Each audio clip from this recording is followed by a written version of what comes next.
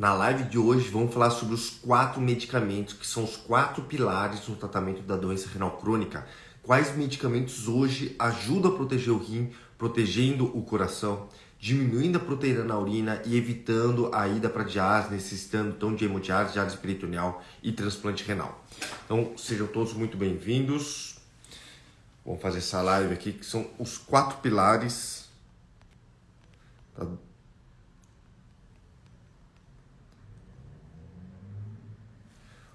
Os 4 pilares da doença renal crônica, como que a gente pode proteger melhor o rim, como a gente pode evitar que muitas vezes o paciente necessite aí evoluir para diálise, diálise peritoneal, hemodiálise e até mesmo de transplante.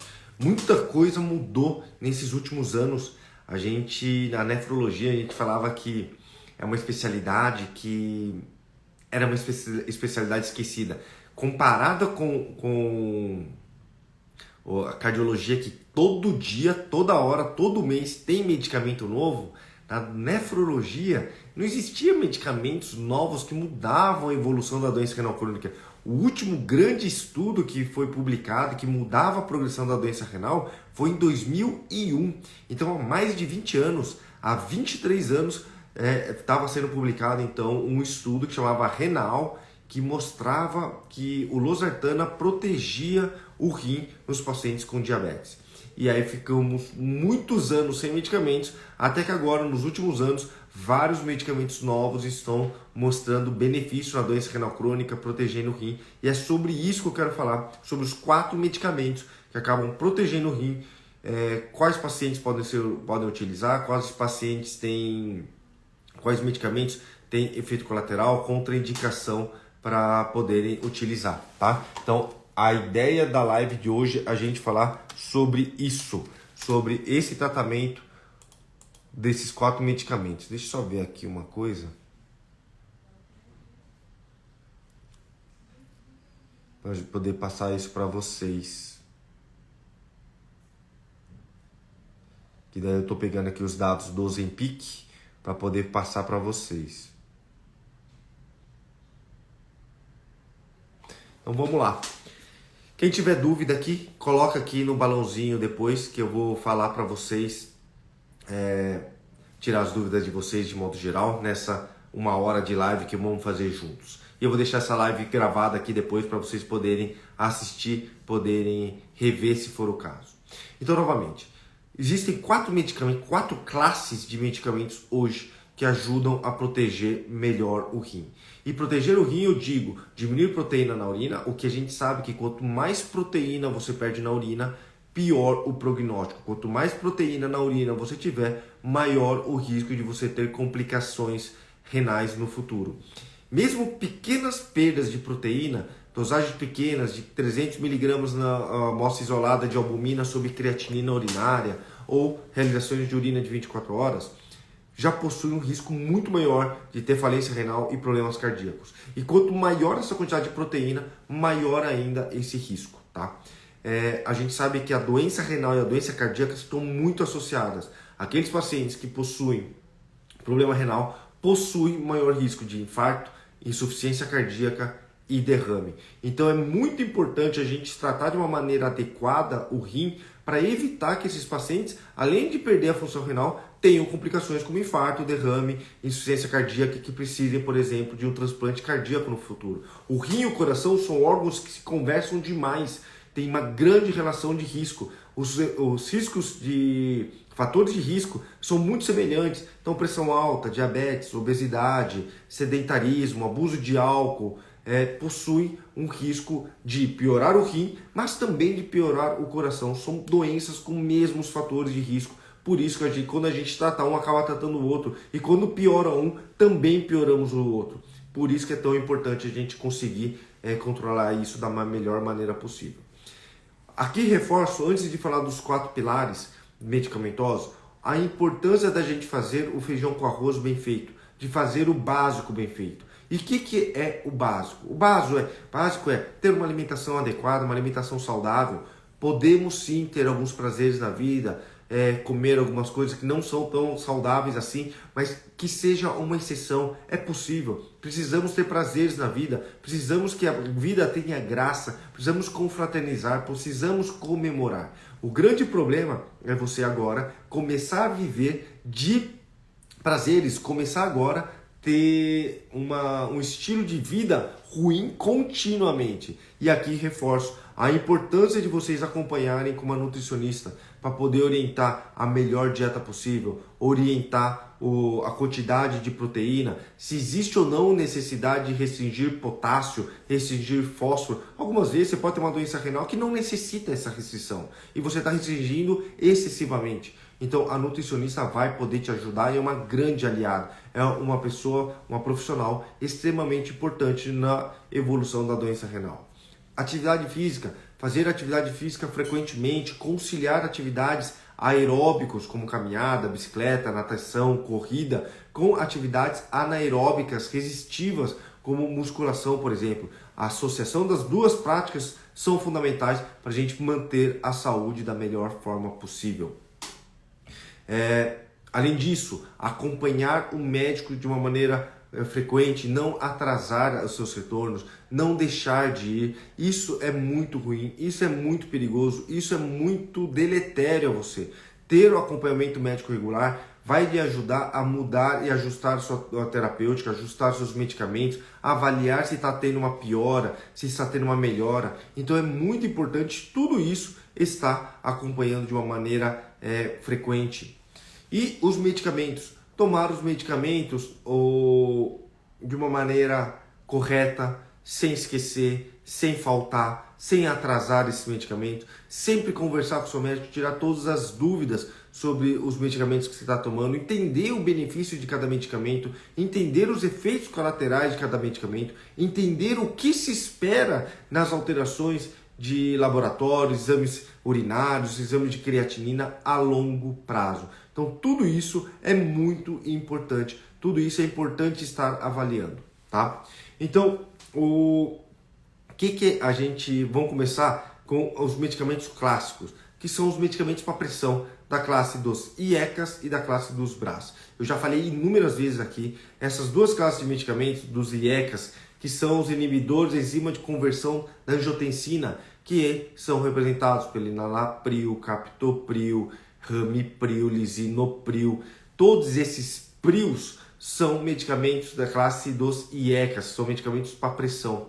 E também da classe dos BRAS, que são os bloqueadores dos receptores de angiotensina 2, que são exemplos: losartana, valsartana, olmesartana, candesartana. Todos esses tanas são da classe dos BRAS. Essas duas classes são irmãs, são muito parecidas e são medicamentos para pressão, mas que além de abaixar a pressão, vai proteger o seu rim e vai proteger o seu coração. Essa classe de medicamento vai diminuir muitas vezes a perda de proteína na urina, vai sobrecarregar menos o rim. Então são medicamentos extremamente interessantes para utilizar nos pacientes com doença renal crônica. Alguns outros medicamentos para pressão, medicamentos para diminuir a frequência cardíaca, não possuem o benefício de proteger o rim. Então eles vão abaixar a pressão, mas eles não irão proteger o rim. Então é importante entender que somente essa classe dos IECAS e BRAS, que são medicamentos para pressão, que irão trazer benefício renal a longo prazo. E uma pergunta muito frequente é: nossa, o losartana piora o rim, o enalapril piora o rim. Então o que acaba acontecendo? Toda vez que você institui esses tipos de medicamentos, pode ocorrer uma discreta aumento da creatinina e piorar a função renal. E essa piora, a gente acredita que tem que ser respeitada no máximo em 30% de piora.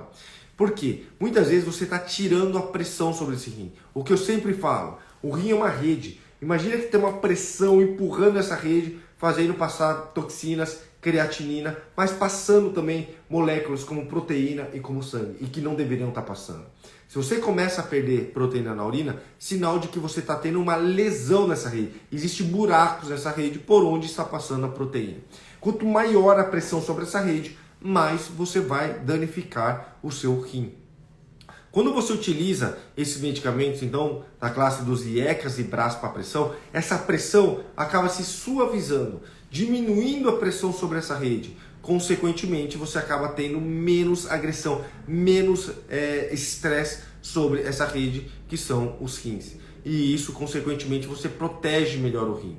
O exemplo que eu sempre dou é, vai a 120 km por hora com o carro na quarta marcha. Você vai conseguir chegar a 120 km por hora. Só que você está forçando demais o seu motor. Quando você joga para a quinta marcha, que é a utilização desses novos medicamentos, você tira essa pressão, esse estresse sobre o motor. Só que você também, numa retomada de velocidade, você vai ter mais dificuldade. É a mesma coisa. Quando você toma o medicamento da classe dos IECAs e BRAS, você diminui a pressão sobre esse rim. Consequentemente, você diminui o estresse, a agressão, a lesão a esse rim, mas você diminui a pressão. Diminuindo a pressão, vai passar menos creatinina na urina. Você vai eliminar menos creatinina. Consequentemente, acumula mais creatinina no sangue e pode passar a falsa impressão de que houve uma piora do rim. Não necessariamente piorou o rim, você só teve um aumento da creatinina por conta das questões de hemodinâmica, de pressão ao rim. Você está diminuindo essa pressão ao rim. Então, você está trazendo um benefício a longo prazo. E é esperado que possa ter uma piora até de 30% da função renal. Mas essa piora não necessariamente representa uma piora verdadeira. Pode ser simplesmente uma redução do estresse ao rim. O que acaba acontecendo é que toda vez que você tem um quadro de agudização, um quadro de descompensação, quer seja você tem uma doença renal, mas agora você começou a ter uma diarreia muito importante, você começou a teve uma infecção importante, infecção urinária, uma infecção pulmonar mais agressiva, mais grave, onde a sua creatinina basal, que era em torno de 2, foi para 2,5, 3, 3,5, ou seja, piorou o seu rim. Nesse contexto de piora, a gente acaba suspendendo o enalapril, o losartana, esses medicamentos da pressão, que são da classe dos IECAs e BRAS. Por quê? Esses medicamentos diminuem a pressão sobre o rim. Só que no momento de descompensação, de infecção, de alguma coisa que está descompensando o seu rim, esse medicamento pode agravar ainda mais. Por isso que, num quadro de descompensação do rim, quer seja infecção, desidratação por diarreia, vômito, ou você teve um infarto e piorou o coração e por isso está piorando a creatinina, a gente suspende momentaneamente essa classe dos IECAs e BRAS, porque poderiam naquele momento prejudicar a função renal.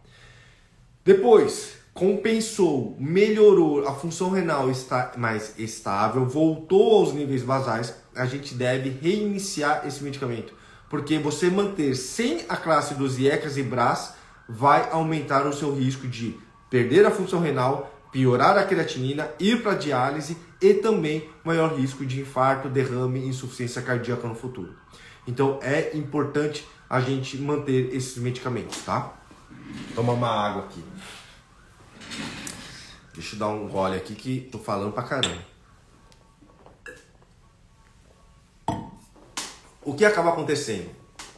Muitas vezes, um dos efeitos colaterais também da classe dos IECAs e BRAS está relacionada ao aumento de potássio no sangue. Então, o IECA e BRA, essa classe de medicamentos para pressão, pode fazer com que o seu potássio esteja um pouco mais alto. E aí reforço novamente a importância de acompanhar com o seu médico adequadamente, avaliar como é que está a glicemia, como é que está o seu diabetes, como é que está a acidez do seu sangue, conversar com o nutricionista, avaliar sua alimentação, avaliar o seu intestino. O intestino é muito importante para eliminar potássio, então o intestino tem que funcionar adequadamente, idealmente funcionar todo dia, é importante isso. Ver se tem algum medicamento em redundância que possa estar gravando ainda mais, um medicamento que não seja tão essencial para você. Então é importante avaliar esse contexto como um todo, mas a gente sabe que a classe desses medicamentos IECAs e BRAS está relacionada ao aumento de potássio no sangue e pode haver um aumento discreto da creatinina, mostrando uma piora da função renal por conta de diminuir o estresse sobre o rim, tá? Então esse é um efeito colateral. Quero saber se todo mundo entendeu sobre esse primeiro pilar, que é os IECAs e BRAS.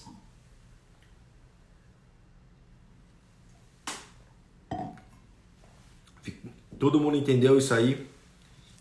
Pessoal, vocês estão colocando um monte de dúvida aqui nos comentários. Coloca no balãozinho que fica mais fácil para mim depois. Enquanto eu estou falando, eu não consigo prestar atenção aí, não vou lembrar depois de sanar a dúvida de vocês. Coloquem no balãozinho lá embaixo as dúvidas que depois eu vou sanando, vou tirando as dúvidas de vocês.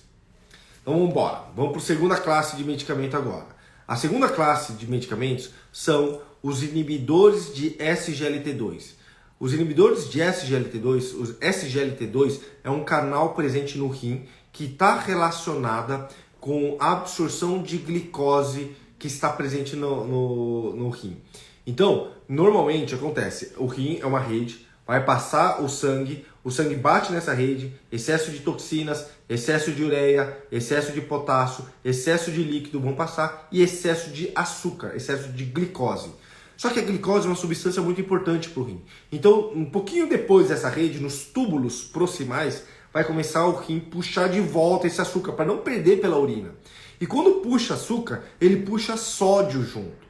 E foi desenvolvido inicialmente, então, um medicamento da classe dos IECAs, dos inibidores de SGLT2. Os inibidores desses canais que ficam puxando açúcar e sódio de volta para o sangue. E aí, inicialmente foram desenvolvidos esses medicamentos que são a dapaglifosina, empaglifosina, que são os principais medicamentos atualmente.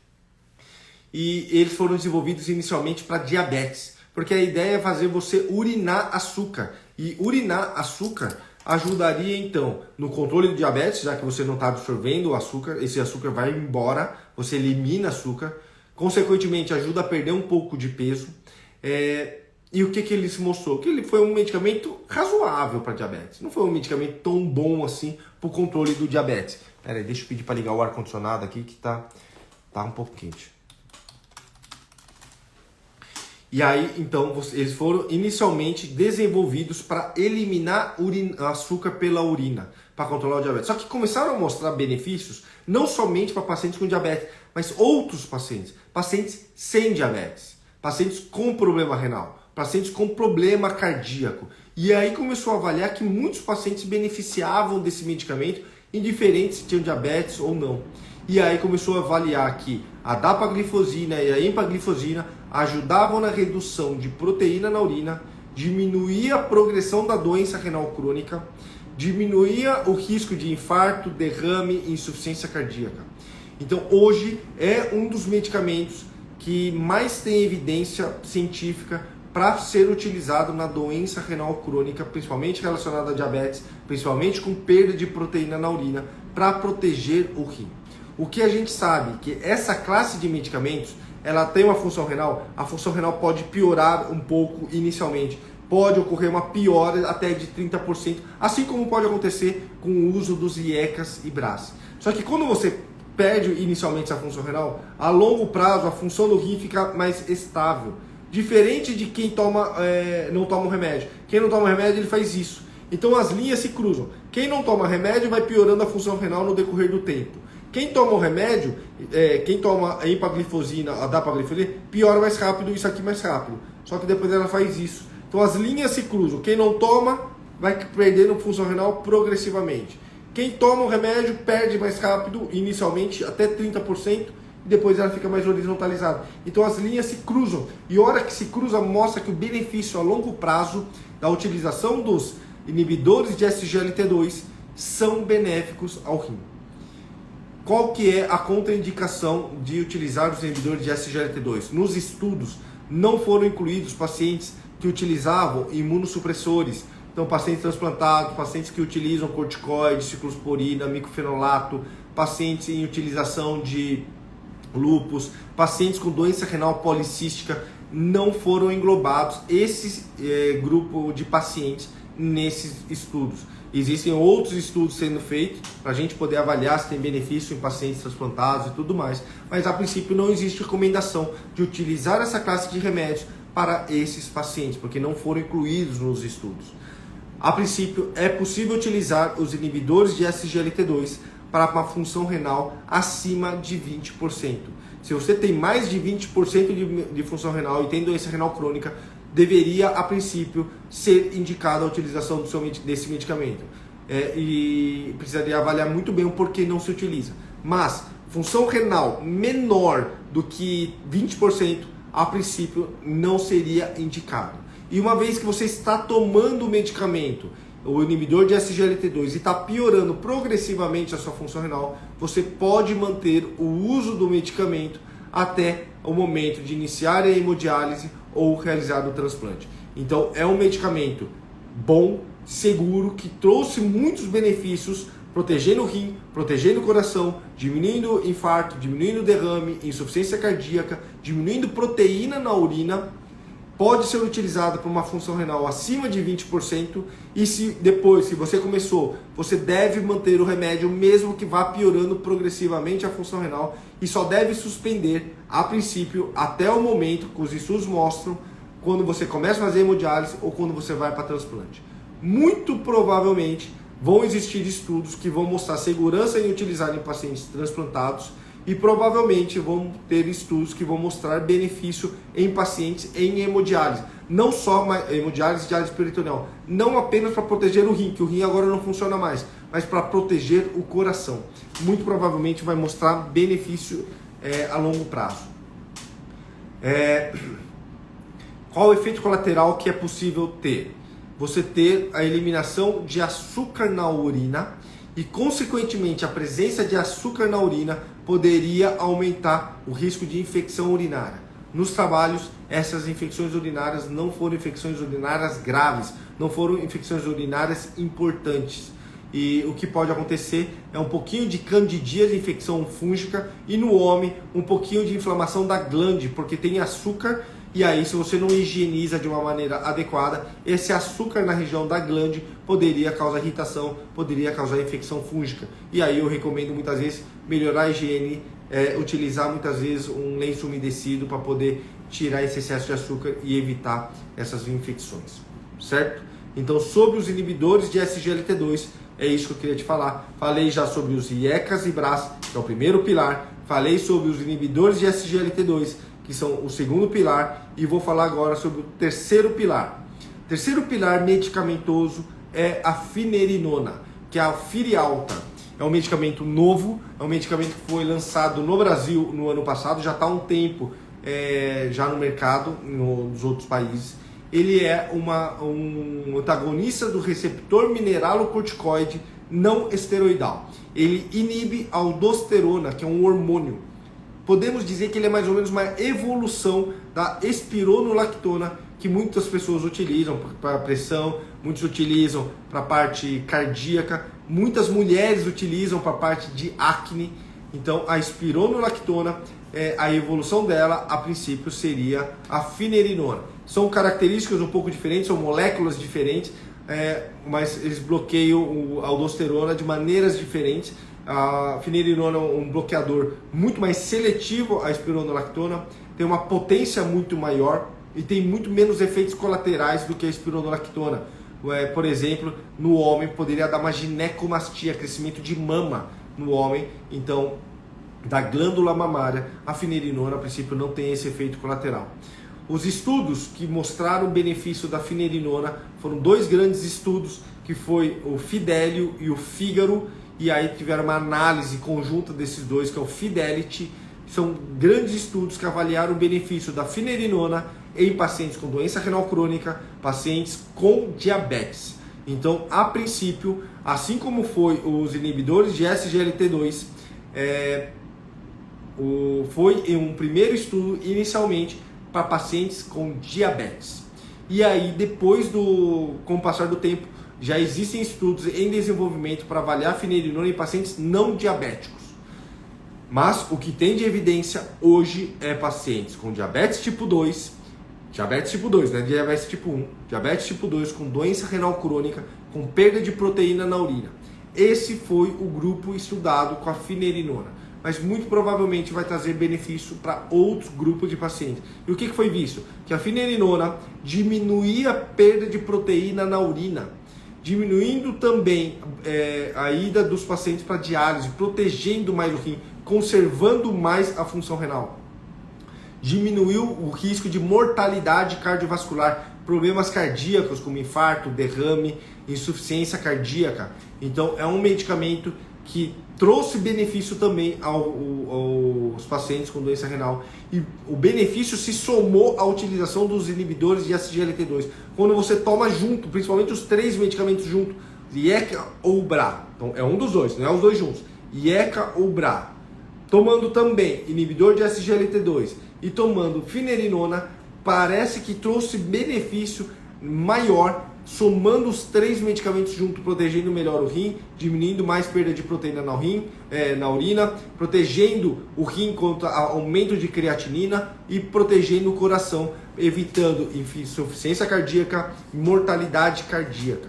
Então é uma classe de medicamento que vai ajudar demais também os nossos pacientes renais. Eu particularmente já utilizo mais amplamente a finerenona para diminuir proteína na urina e proteger o rim dos meus pacientes. Não apenas os pacientes com diabetes, mas novamente o estudo que tem atual publicado com finerenona é exclusivo de pacientes com diabetes. Vão existir novos estudos que vão ser logo mais lançados para avaliando pacientes com diabetes tipo 1, pacientes com doença renal sem diabetes, então tudo isso, e pacientes com problemas cardíacos. Vamos ter vários outros dados aí logo mais nos próximos anos.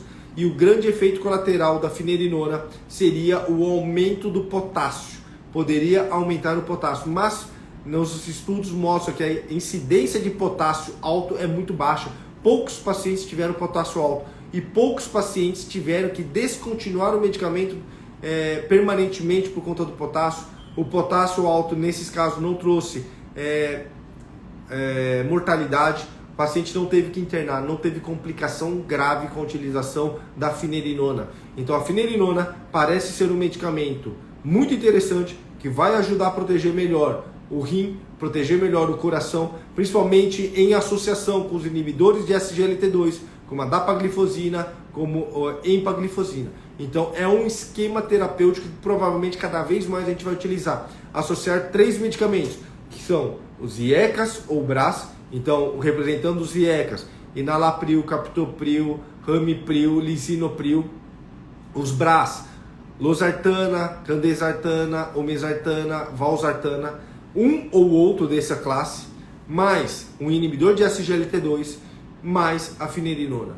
Provavelmente esse será um esquema de tratamento para poder compensar melhor possível os pacientes com doença renal, diminuindo proteína na urina, diminuindo progressão para doença renal crônica terminal, diminuindo início de diálise. Então tudo isso pode ser utilizado para poder controlar.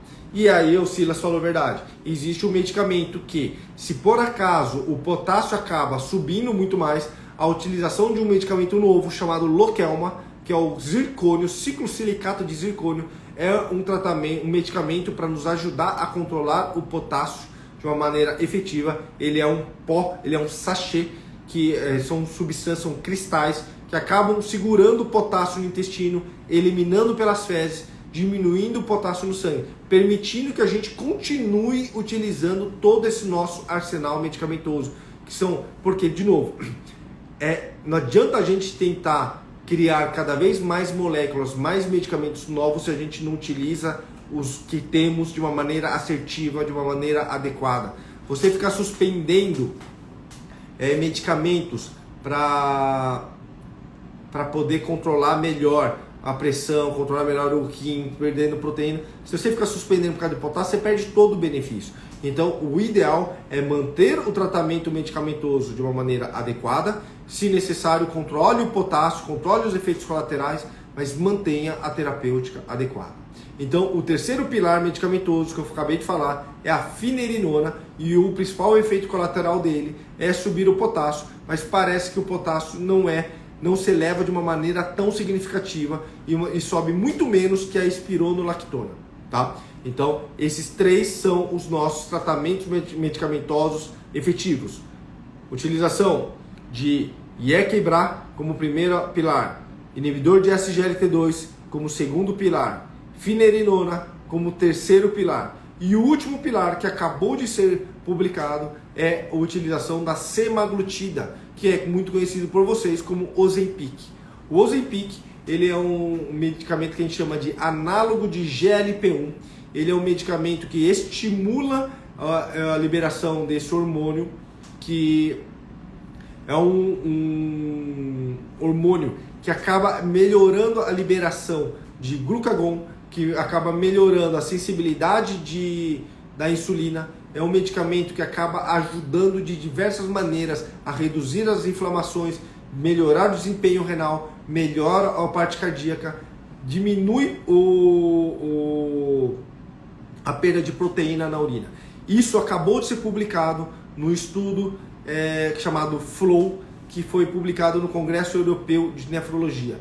Então, o Ozempic, a semaglutida, ficou muito conhecida principalmente para controle de peso, de obesidade, mas ele não tem só esse benefício. Ele irá ajudar na perda de peso, ele vai ajudar a emagrecer, mas ele é um medicamento que foi inicialmente desenvolvido para controle de diabetes, então diminuindo a glicemia, controlando melhor diabetes, porque ele vai controlar melhor a sua resistência insulínica, ele vai diminuir a liberação de alguns hormônios como a leptina, vai diminuir a leptina, aumenta a adiponectina, ele vai diminuir o esvaziamento gástrico, dando uma sensação de saciedade precoce, aquele estômago cheio, que você, nossa, comi um boi, tá uma comida parada. É porque o estômago, por causa do medicamento, está esvaziando de uma maneira mais lenta, que aumenta a estase de comida no estômago, diminuindo o seu apetite, dando mais saciedade. Ele melhora a liberação de alguns hormônios, ele diminui a liberação de inflamação, trazendo benefício renal, benefício cardíaco. Então ele vai ajudar no emagrecimento, ele vai ajudar no controle do diabetes e ele vai proteger o rim. No estudo FLOW, ele foi incluído pacientes com diabetes, com uma função renal entre 50% e 75%, que perdia também um pouco de proteína na urina. Então, a mesma coisa que a finerenona, esse estudo do semaglutida do Ozempic foi feito em pacientes com diabetes, assim como os inibidores de SGLT2 inicialmente também foram. Mas muito provavelmente logo mais vão ser publicados outros trabalhos, tanto com a finerenona, tanto quanto o semaglutida, em pacientes não diabéticos, para a gente comprovar o benefício dele em outras populações. Mas, novamente, o estudo agora publicado, o FLOW, foi em pacientes com diabetes, doença renal crônica, num estágio não tão grave, entre 50% e 75%, e que tinham perda de proteína na urina. Então, o Ozempic vai nos trazer benefício para proteger o rim, diminuir perda de proteína na urina, proteger o coração, diminuir a insuficiência cardíaca, diminuir mortalidade cardíaca. Ele também ajudará a diminuir peso, ele vai também ajudar a controlar melhor o diabetes, diminuindo a parte inflamatória. Então, novamente, a semaglutida é um dos medicamentos agora que compõe o quarto pilar medicamentoso para poder proteger melhor o rim dos nossos pacientes renais. Então, nesses últimos anos, foram publicados inúmeros estudos diferentes que agora mostram que temos um arsenal medicamentoso, ainda não tão barato, não é tão acessível para a maioria das pessoas, mas alguns medicamentos, como a dapaglifosina, está presente nos alto custo, está presente na farmácia popular, o que já facilita e viabiliza a utilização desses medicamentos. Mas são esses os medicamentos que têm mostrado comprovação de proteger o rim a longo prazo. Certo, pessoal? Quero saber se vocês entenderam, se trouxe informação útil para vocês. Quero saber se vocês conseguiram entender melhor isso aí.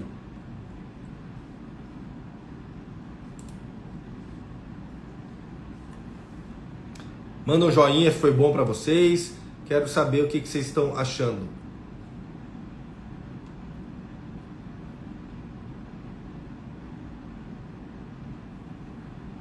Obrigado, Alessandra. Vou deixar gravado, tá, Alessandra?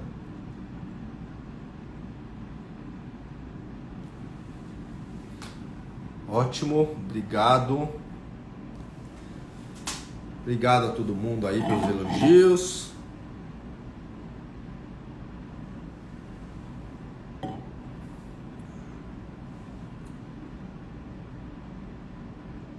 Muito bom. Obrigado aí. Vamos tirar algumas dúvidas de vocês aí pra gente encerrar a live.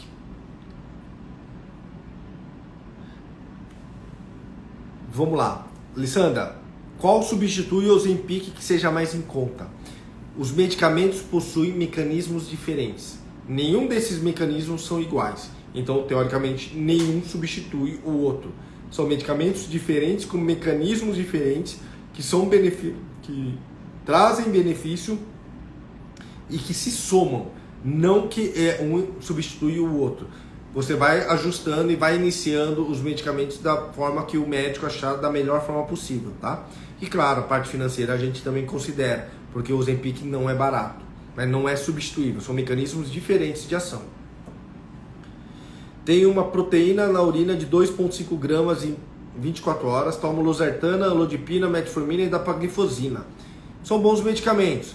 A dapaglifosina, que eu falei, é o inibidor de SGLT2, o losartana é o BRA. Então, novamente, temos ainda mais 2 medicamentos novos para ver se faz sentido para você, que seria a finerenona e o semaglutida, tá? Minha função renal está em 40%. Se eu usar o SGLT2 pode piorar? Fátima, é esperado que no início possa ocorrer uma piora inicial da função renal. Então é possível que no início possa ter uma discreta piora dessa creatinina, tá? Então, mas se vai acontecer ou não, só acompanhando, só avaliando para a gente poder saber.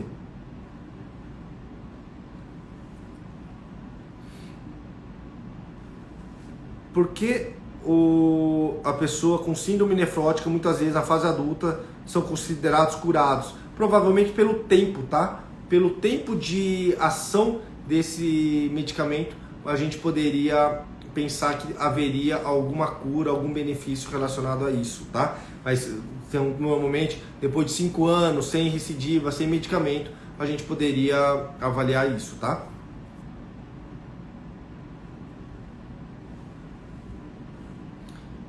Não tenho diabetes, mas perco proteína. Mesmo assim, posso tomar o Forxiga? A princípio, sim, tá, Alessandra? Mas tem que ver com o seu médico. Meu marido é doença renal crônica, estágio 3B, diabético, hipertenso e não tem anemia. É normal? É normal. Não necessariamente estágio 3B, que é aquela função entre 30% e 45%, necessariamente vai ter perda de proteína, tá?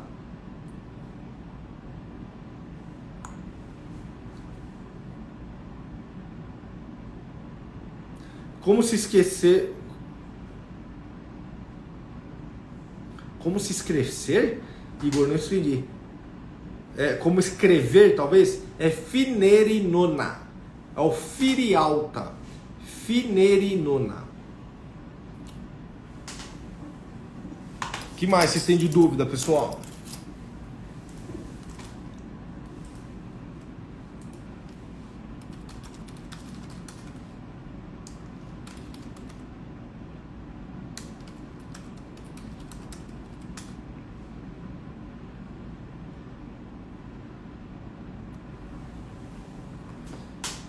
Meu rim direito só funciona 35% e o esquerdo 65%. Então, algum medicamento para melhorar? A princípio não, tá, Jaque?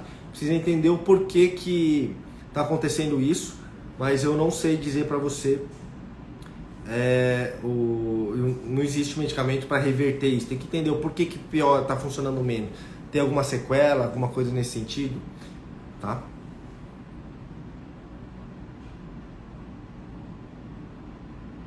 Perguntaram aqui para baixar PTH. PTH tem que ver. Toda vez que você tem uma doença renal crônica, o PTH pode estar mais alto.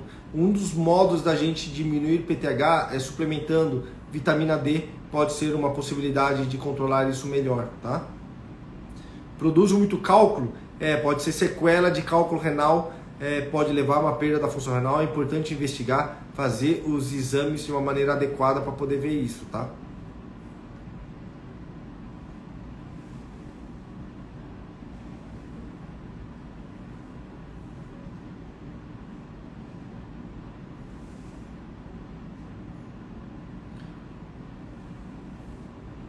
Meu filho tem 17 anos, tem hipoplasia renal, está com creatina de 4,2, teve pielonefrite. Tem que dar uma olhada, 4,2 já é uma creatinina bem alta, viu? E toda vez que tem um quadro infeccioso, acaba aumentando o risco de piorar. Colesterol não prejudica os rins, mas o colesterol é um agravante para doença cardiovascular, risco de infarto, derrame. Mas o colesterol alto por si só não justifica isso, tá?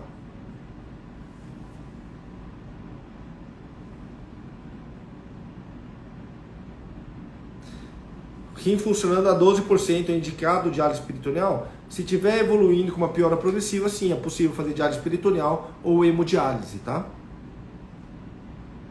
Hiperaldosteronismo primário, uma produção excessiva de aldosterona. E aí precisa ver muito bem o porquê disso, se tem alguma glândula atópica causando isso, tá?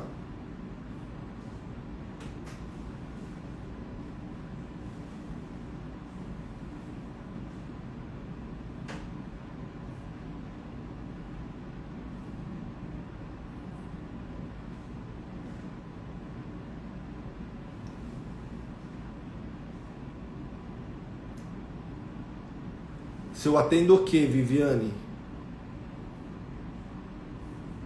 Não entendi o que você quis dizer que se eu atendo. Cirurgia é o urologista, tá? Cirurgia renal é o urologista. Nefrologia não opera, nefrologista não opera, tá?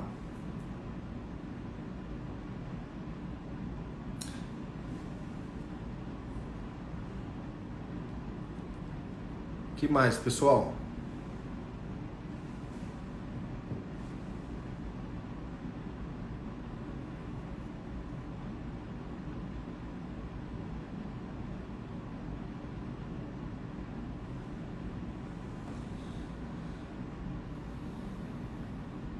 Quando a paciente precisa de diálise, quando a função renal está menos do que 10% de uma maneira geral, tá? De modo geral, menos de 10%. Albuminúria de 200 mg por grama, mesmo tratado, a doença de base sempre progredirá. Você pode retardar essa progressão, tá?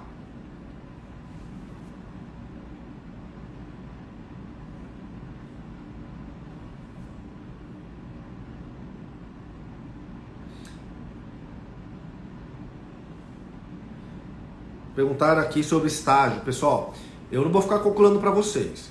Estágio da doença renal, você coloca a sua creatinina do sangue numa fórmula chamada CKD-EPI. Você coloca no Google, fórmula CKD-EPI, e aí você coloca a sua idade, seu sexo e a sua creatinina. Aí vai te dar a porcentagem da função do seu rim. Não existe qual a melhor dieta. É a dieta que a nutricionista com conhecimento em doença renal vai lhe prescrever, tá bom?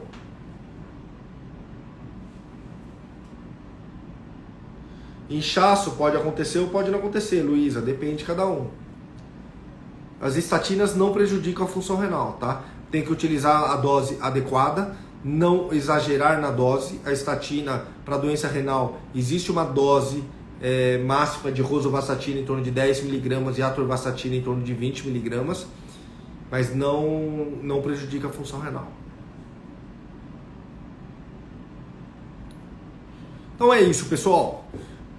Vamos encerrar a live, vamos almoçar e seguir com os atendimentos à tarde. Quero agradecer a todo mundo aí pela presença aqui na live. Espero que tenha sido útil. Espero que possa ter ajudado a esclarecer um pouquinho melhor sobre as novidades que temos sobre os tratamentos da doença renal crônica. E fico muito feliz aí novamente pela participação de vocês. Agradeço sempre vocês sempre estarem juntos aqui, sempre participando. Isso realmente me deixa muito feliz, me deixa muito contente. Obrigado de verdade a todos aí e desejo aí a todo mundo uma excelente quinta-feira. Um grande abraço, uma ótima tarde aí para todo mundo.